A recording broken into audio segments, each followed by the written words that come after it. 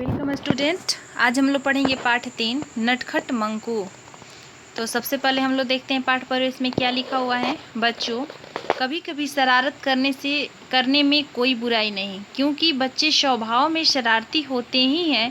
लेकिन कभी ऐसी शरारत नहीं करनी चाहिए जिससे दूसरे को या स्वयं को नुकसान पहुँचे। चंपकवन में मंकू नाम का एक बंदर रहता था। वह बहुत नटखट था।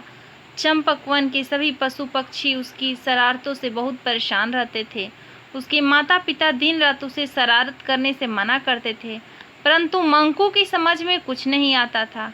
वह हर समय उधम मचाता था, नित नई शैतानियाँ करता।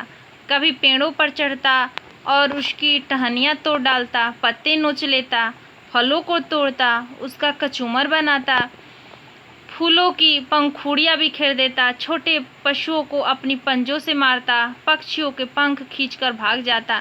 एक दिन वह अपने बंदर साथियों के साथ खेलते खेलते खेतों में चला गया। हरी भरी सब्जियां देखकर सभी बंदर का मन ललचा गया। सबने जी भरकर खेत से सब्जियां तोड़कर खाई, परंतु मंकू तो मंकू ठहरा। उसने सब्जियां खाई कम और उखाड़ कर फेंकी ज़्यादा। तभी वहाँ उसकी खेत का किसान आ गया। अपने खेतों को उजड़ते देख किसान को बहुत गुस्सा आया। उसने सभी बंदरों पर ताबड़तोड़ डंडे बरसा दिए। डंडे खाकर सभी बंदर भाग खड़े हुए। उनमें से बहुत से बंदरों को चोट भी आई, जिसके कारण सभी मंकू से नाराज हो गए। लेकिन इन बातों का मंकू पर कोई असर नहीं हुआ। एक दिन सभी बंदर बगीचे में खेल रहे थे। वहाँ एक पेड़ पर मधुमक्खियों का छाता था। मंकू ने अपनी आदत के अनुसार छत्ते पर एक पत्थर फेंक दिया। पत्थर लगने से रानी मधुमक्खी घायल हो गई। यह देखकर अन्य सारे बंदर भाग खड़े हुए। बस मंकू वहाँ रह गया। रानी मधुमक्खी को चोट देकर सारी मधुमक्खियों को बहुत गुस्सा आया और वे सभी मंकू पर टूट पड़ी। मंकू खूब चीखा चिल्लाया, पर मधुमक्खियों ने उसकी एक नहीं सुनी और काट काट कर उसका बुरा हाल कर दिया।